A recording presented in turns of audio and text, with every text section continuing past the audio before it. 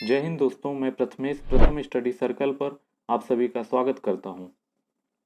दोस्तों, आज का सेशन बहुत ही महत्वपूर्ण होने वाला है। आज हम प्राचीन भारतीय इतिहास के महत्वपूर्ण 20 प्रश्नों पर चर्चा करेंगे, जो कि आगामी परीक्षाओं जैसे यूपी लेखपाल, एसएससी सीएचएसएल तथा एमटीएस जैसी परीक्षाओं के लिए बहुत ही लाभकारी साबित होंगे। तो आप सबसे यही रिक्वेस्ट है कि वीडियो को शुरू से अंत तक पूरा देखें और वीडियो के बाद कमेंट बॉक्स में ज़रूर टाइप करें कि आप सबके कितने प्रश्न सही हुए। तो आइए फ्रेंड्स, सेशन स्टार्ट करते हैं। पहला प्रश्न है दोस्तों, निम्नलिखित में से कौन सी पुस्तक पाणिनि द्वारा लिखी गई है? तो पहला ऑप्शन है कथा सरित सागर, दूसरा रघुवंशम, तीसरा मनुस्मृति और चौथा अष्टाध्यायी। तो इसका सही उत्तर है दोस्तों ऑप्शन नंबर डी। बाकी ऑप्शन को भी देख लेते हैं दोस्तों, जैसे कि कथा सरित सागर यह सोमदेव द्वारा लिखित एक पुस्तक है। रघुवंशम महाकवि कालिदास द्वारा रचित है। मनुस्मृति या मानव धर्मशास्त्र यह मानव जाति का पहला और प्राचीन कानूनी पाठ है। दूसरा प्रश्न है वैदिक श्लोकों के प्रमुख संग्रह क्या कहलाते हैं? पहला ऑप्शन है सूत्र, दूसरा पद, तीसरा संहिता, चौथा मुख। तो इसका सही उत्तर है संहिता। Option C is correct. वैदिक श्लोकों के मुख्य संग्रह को संहिता कहा जाता है। अगला प्रश्न है दोस्तों, विक्रमशिला विश्वविद्यालय की स्थापना किसने की?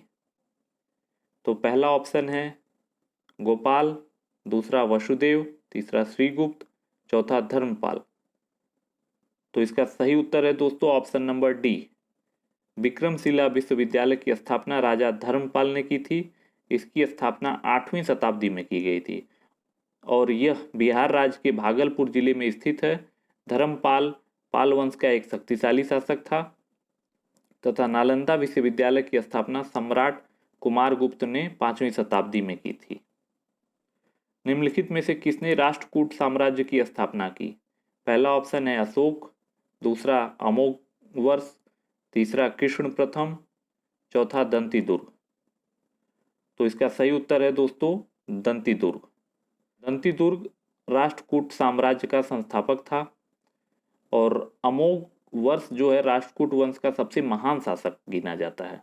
और कृष्ण प्रथम दंतीदुर्ग का उत्तराधिकारी बना था और महान अशोक मौर्य वंश का प्रतापी सम्राट थे, जिनका शासनकाल 268 ईसा पूर्व से 232 ईसा पूर्व तक माना जाता है था। अगला प्रश्न है दोस्तों, गौतमी पुत्र सातकर्णी किस वंश का शासक था? तो पहला ऑप्शन है मौर्य वंश, दूसरा पाल वंश, तीसरा सातवाहन, चौथा राष्ट्रकूट। तो इसका सही उत्तर है दोस्तों ऑप्शन नंबर सी। गौतमी पुत्र सातकर्णी सातवाहन वंश का प्रतापी शासक था। अब आइए दोस्तों और भी जानकारी ले लेते हैं, जैसे कि सातवाहन वंश का संस्थापक सिमुक था, मौर्य वंश के संस्थापक चंद्रगुप्त मौर्य थे, पाल वंश के संस्थापक गोपाल थे तथा राष्ट्रकूट वंश के संस्थापक दंतीदुर्ग थे। अगला प्रश्न है दोस्तों, थानेश्वर से शासन करने वाले पुष्यभूति किस वंश के संस्थापक थे? तो पहला ऑप्शन है चालुक्य, दूसरा वर्धन, तीसरा चेरा, चौथा पांड्या। तो इसका सही उत्तर है दोस्तों option number B. Pushyabhuti Vardhan वंश के संस्थापक थे तथा हर्षवर्धन जो थे वो वर्धन वंश के सबसे महान शासक माने जाते हैं तथा पुलकेशिन प्रथम जो हैं वो चालुक्य वंश के संस्थापक थे। चेरा राजवंश के संस्थापक उदीमान चेरल अथान माने जाते हैं और पांडवंश के संस्थापक नेडियोन को माना जाता है। अगला प्रश्न है दोस्तों, चंद्रगुप्त मौर्य ने किसके खिलाफ विद्रोह का नेतृत्व किया और उन्हें उखाड़ फेंका? तो पहला है शिशुनागों के साथ, दूसरा कुषाणों के साथ, तीसरा हर्यकों के साथ, चौथा नंदों के साथ। तो इसका सही उत्तर है ऑप्शन नंबर डी, नंदों के साथ। आइए दोस्तों अदर जानकारी भी ले लेते हैं, जैसे 322 ईसा पूर्व में चंद्रगुप्त ने नंद राजा घनानंद को हराया था। हर्यक वंश का संस्थापक बिंबिसार था। नंद वंश का संस्थापक महापद्मनंद था। तो अगला प्रश्न ये है, अशोक के अभिलेखों के अनुसार अशोक ने राजा बनने के कितने वर्षों बाद कलिंग युद्ध किया था? तो पहला ऑप्शन है 5 वर्ष बाद, दूसरा 8, तीसरा 6, चौथा 7। तो इसका सही उत्तर है दोस्तों ऑप्शन नंबर बी। अशोक अपने शिलालेखों के माध्यम से लोगों से सीधा संबंध बनाने वाला पहला सम्राट माने जाते हैं तथा अशोक ने अपने राज्याभिषेक के 8वें वर्ष अर्थात 261 ईसा पूर्व में कलिंग युद्ध लड़े थे। अगला प्रश्न है दोस्तों, निम्नलिखित में से कौन अशोक के अभिलेखों को समझने का प्रयास करने वाला पहला विद्वान था? पहला ऑप्शन है वी गार्डन चाइल्ड, दूसरा जेम्स टेलर, तीसरा अलेक्जेंडर कनिंघम और चौथा जेम्स प्रिंसेप। तो इसका सही उत्तर है दोस्तों option number D. James Prinsep जो थे वो एक यूरोपीय विद्वान थे जिन्होंने अशोक के शिलालेखों को पढ़ा था। और जो अलेक्जेंडर कनिंघम थे ये ऐतिहासिक इतिहासकार थे और भूगोल के प्रसिद्ध विद्वान थे। इन्हें भारतीय पुरातत्व सर्वेक्षण का जनक भी कहा जाता है। अगला प्रश्न है दोस्तों, महावीर जिन्हें पाली साहित्य में निगंता नटपुत्र के नाम से भी जाना जाता है वे किस धर्म के संस्थापक थे? पहला सिख धर्म, दूसरा पारसी धर्म, तीसरा बौद्ध धर्म, चौथा जैन धर्म। मान सकते हैं इसका सही उत्तर होगा ऑप्शन नंबर डी जैन धर्म। महावीर स्वामी जैन धर्म के वास्तविक संस्थापक माने जाते हैं। वे जैन धर्म के 24वें तीर्थंकर थे। सिंह उनका प्रतीक चिन्ह था। उनका जन्म 540 ईसा पूर्व में बिहार के वैशाली के पास कुंड ग्राम में हुआ था। उनके पिता का नाम सिद्धार्थ तथा माता का नाम त्रिशला था और उनके बचपन का नाम वर्धमान था। उनकी पत्नी का नाम यशोदा, पुत्री का नाम प्रियदर्शिनी था तथा उनके दामाद का नाम जामिल था। 12 वर्षों की कठिन तपस्या के बाद महावीर स्वामी को ऋजुपालिका नदी के तट पर साल वृक्ष के नीचे तपस्या करते हुए संपूर्ण ज्ञान का बोध हुआ तथा 72 वर्ष की आयु में अर्थात 468 ईसा पूर्व में पावापुरी नामक स्थान पर उनका निधन हो गया। अगला प्रश्न है दोस्तों, गौतम बुद्ध के जन्म स्थान को किस उपवन के नाम से भी जाना जाता था? तो पहला ऑप्शन है लुम्बिनी, दूसरा माओफ्लांग, तीसरा मंगरमनी, चौथा काउसो। तो इसका सही उत्तर है दोस्तों ऑप्शन नंबर ए लुम्बिनी। आइए दोस्तों और भी जानकारी ले लेते हैं। जैसे कि गौतम बुद्ध का जन्म स्थान लुम्बिनी के नाम से जाने जाने वाला एक उपवन था। इनका जन्म 563 ईसा पूर्व में कपिल वस्तु के लुम्बिनी नामक स्थान पर हुआ था। इनके माता का नाम माया देवी तथा पिता का नाम शुद्धोधन था। इनका लालन पालन इनकी सौतेली माँ प्रजापति गौतमी ने किया था। इनके बचपन का नाम सिद्धार्थ तथा इनकी पत्नी का नाम यशोधरा था और इनका एक ही पुत्र था जिसका नाम राहुल था। 35 वर्ष की आयु में बैसाख पूर्णिमा की रात निरंजना नदी के तट पर पीपल के वृक्ष के नीचे इनको ज्ञान की प्राप्ति हुई थी। दोस्तों ये क्वेश्चन बार बार पूछा जाता है कि कौन सी नदी के तट पर महात्मा बुद्ध को ज्ञान की प्राप्ति हुई थी? तो वो है निरंजना नदी। उसको फल्गु नदी के नाम से भी जाना जाता है। महात्मा बुद्ध जी का महापरिनिर्वाण कुशीनगर उत्तर प्रदेश में हुआ था। अगला प्रश्न है दोस्तों, तीसरी बौद्ध संगीति किसके शासनकाल में आयोजित की गई थी? यह अत्यंत महत्वपूर्ण क्वेश्चन है दोस्तों। तो इसका पहला ऑप्शन है कालाशोक, दूसरा अजातशत्रु, तीसरा कनिष्क, चौथा अशोक। तो इसका सही उत्तर है दोस्तों ऑप्शन नंबर डी। तीसरी बौद्ध संगीति अशोक के शासनकाल में की गई थी। आइए दोस्तों अब बाकी चारों बौद्ध संगीतियां जो हुई थी सभी की जानकारी, सभा, समय, स्थान और अध्यक्षता और शासनकाल के बारे में जान लेते हैं। जैसे कि पहली बौद्ध संगीति 483 ईसा पूर्व में राजगृह में हुई थी और इसकी अध्यक्षता महाकश्यप ने की थी और यह अजातशत्रु के शासनकाल में हुई थी। दूसरी बौद्ध संगीति 383 ईसा पूर्व में वैशाली में हुई थी और इसकी अध्यक्षता सबा कामी ने की थी और कालाशोक के शासनकाल में यह हुई थी। और तीसरी बौद्ध संगीति 250 ईसा पूर्व में पाटलिपुत्र में आयोजित की गई जिसकी अध्यक्षता मोगलीपुत्र ने की तथा यह अशोक के शासनकाल में आयोजित हुई थी। और चौथी और अंतिम बौद्ध संगीति 98 ईस्वी में कुंडलवन कश्मीर में वसुमित्र तथा अश्वघोष की अध्यक्षता में तथा सम्राट कनिष्क की शासनकाल में आयोजित की गई थी। अगला क्वेश्चन है दोस्तों, किस धर्म के नियमों को विनय पिटक नामक पुस्तक में लिखा गया है?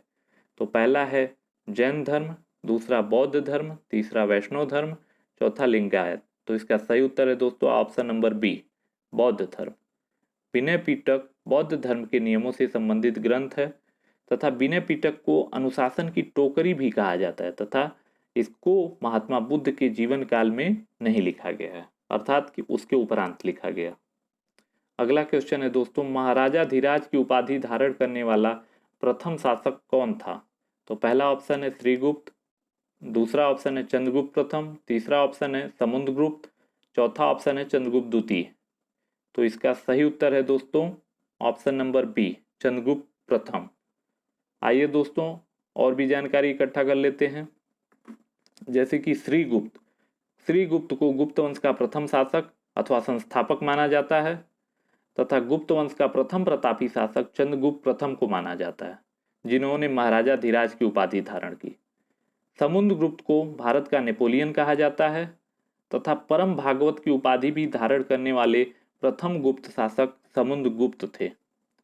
और चंद्रगुप्त द्वितीय ने विक्रमादित्य की उपाधि धारण की थी तथा चीनी यात्री फायान इन्हीं के शासनकाल में भारत आया था। अगला क्वेश्चन है दोस्तों, किसे न्याय दर्शन के प्रवर्तक के रूप में जाना जाता है? तो पहला ऑप्शन है कपिल, दूसरा चावार्क, तीसरा पतंजलि, चौथा गौतम। तो इसका सही उत्तर है दोस्तों गौतम मुनि को न्याय दर्शन के प्रवर्तक के रूप में जाना जाता है। बाकी दर्शन के भी प्रवर्तकों के बारे में जानकारी जानना अत्यंत आवश्यक है, क्योंकि ये सब भी परीक्षाओं में बार बार पूछे जाते हैं। जैसे कि योग दर्शन के प्रवर्तक हैं महर्षि पतंजलि, सांख्य दर्शन के प्रवर्तक हैं कपिल मुनि, न्याय के गौतम मुनि, पूर्व मीमांसा जैमिनी, उत्तर मीमांसा के बादरायण, वैशेषिक के ऋषि कणाद, चारवाक के चावार्क। अगला क्वेश्चन है दोस्तों, ऐहोल शिलालेख निम्नलिखित में से किस शासक के शासनकाल से जुड़ा हुआ है? तो पहला ऑप्शन है विक्रमादित्य, दूसरा है पुलकेशियन द्वितीय, तीसरा अकबर, चौथा अशोक। दोस्तों ये है ऐहोल शिलालेख। आपको मेमोरी मैपिंग के लिए मैंने एक इमेज भी लगा रखी है ताकि आपको थोड़ा सा इमेज आपके मेमोरी में स्टोर हो सके। तो ऐहोल शिलालेख पुलकेशियन द्वितीय से संबंधित है। तो इसका सही उत्तर है दोस्तों ऑप्शन नंबर बी, ऐहोल शिलालेख रविकीर्ति द्वारा लिखा गया था, जो कि पुलकेशियन द्वितीय के दरबार में एक कवि थे। ऐहोल शिलालेख कर्नाटक राज्य में स्थित है तथा यह शिलालेख पुलकेशियन द्वितीय के विजय के बारे में जानकारी देता है। अगला प्रश्न है दोस्तों, मिहिर भोज किस वंश का शासक था? तो पहला ऑप्शन है पाल वंश, दूसरा चंदेला वंश, तीसरा परमार वंश, चौथा गुर्जर प्रतिहार वंश। तो इसका सही उत्तर है दोस्तों ऑप्शन नंबर डी, गुर्जर प्रतिहार वंश। मिहिर भोज दोस्तों गुर्जर प्रतिहार वंश का प्रतापी शासक था तथा इस वंश का संस्थापक नागभट्ट प्रथम को माना जाता है तथा इस वंश का अंतिम शासक यशपाल था। आइए दोस्तों अब पाल वंश के बारे में जानकारी ले लेते हैं। जैसे पाल वंश का संस्थापक गोपाल थे और चंदेल वंश के संस्थापक नन्नुक थे और परमार वंश के संस्थापक उपेंद्र राज माने जाते हैं। अगला क्वेश्चन है दोस्तों, प्राचीन भारतीय इतिहास के संबंध में किसने शीशे के सिक्के सर्वप्रथम जारी किए थे? तो पहला ऑप्शन है सातवाहन, दूसरा कुषाण, तीसरा वाकाटक, चौथा चालुक्य। तो इसका सही उत्तर है दोस्तों ऑप्शन नंबर एक, सातवाहन शासकों ने शीशे के सिक्कों के साथ साथ चांदी, तांबे तथा कांसे के सिक्के भी जारी किए थे। आइए दोस्तों और भी जानकारी इकट्ठा कर लेते हैं। जैसे सिमुक सातवाहन वंश का संस्थापक माना जाता है। वाकाटक वंश की स्थापना बिंद शक्ति ने की थी। कुषाण वंश के संस्थापक कुजुल कडफिसेस थे तथा चालुक वंश के संस्थापक तैलेप द्वितीय माने जाते हैं। अगला क्वेश्चन है दोस्तों, इलाहाबाद स्तंभ शिलालेख निम्नलिखित में से किस गुप्त शासक से संबंधित है? तो पहला है चंद्रगुप्त प्रथम, दूसरा ऑप्शन है स्कंदगुप्त, तीसरा ऑप्शन है चंद्रगुप्त द्वितीय, चौथा ऑप्शन है समुद्रगुप्त। तो इसका सही उत्तर है दोस्तों option number D, Samudragupta. Allahabad स्तंभ शिलालेख, जिसे प्रयाग प्रशस्ति के नाम से भी जाना जाता है, यह समुद्रगुप्त से जुड़ा हुआ है। इसकी रचना कवि हरिसेन ने की थी। इसमें समुद्रगुप्त की उपलब्धियां को सूचीबद्ध तरीके से चिन्हित किया गया है तथा और भी जानकारी, एक महत्वपूर्ण जानकारी है दोस्तों, जैसे सांस्कृतिक उपलब्धियों के कारण ही गुप्त काल को भारतीय इतिहास का स्वर्ण युग काल कहा जाता है। परीक्षाओं में बार बार पूछा जाता है दोस्तों कि भारतीय इतिहास में किस वंश को स्वर्ण युग काल कहा जाता है, तो गुप्त वंश के काल को स्वर्ण युग काल कहा जाता है। अगला और अंतिम प्रश्न है दोस्तों, निम्नलिखित मौर्य शासकों में से किसने दक्कन पर विजय प्राप्त की थी? तो पहला ऑप्शन है अशोक, दूसरा चंद्रगुप्त, तीसरा कुणाल, चौथा बिंदुसार। तो इसका सही उत्तर है दोस्तों option number D, Bindusar. Bindusar ने दक्कन को मैसूर तक जीत लिया था तथा वह चंद्रगुप्त मौर्य का पुत्र था। सम्राट अशोक को दोस्तों आप भलीभांति परिचित हैं। सम्राट अशोक बिंदुसार के पुत्र थे तथा कुणाल सम्राट अशोक का पुत्र था। तो ये अत्यंत महत्वपूर्ण जानकारियां थी दोस्तों। तो इस प्रकार आज का सेशन यहीं समाप्त होता है दोस्तों। आज का वीडियो आपको कैसा लगा कमेंट बॉक्स में जरूर टाइप करें। वीडियो को लाइक करें, शेयर करें और चैनल को सब्सक्राइब करें। तो आज के लिए धन्यवाद। जय हिंद।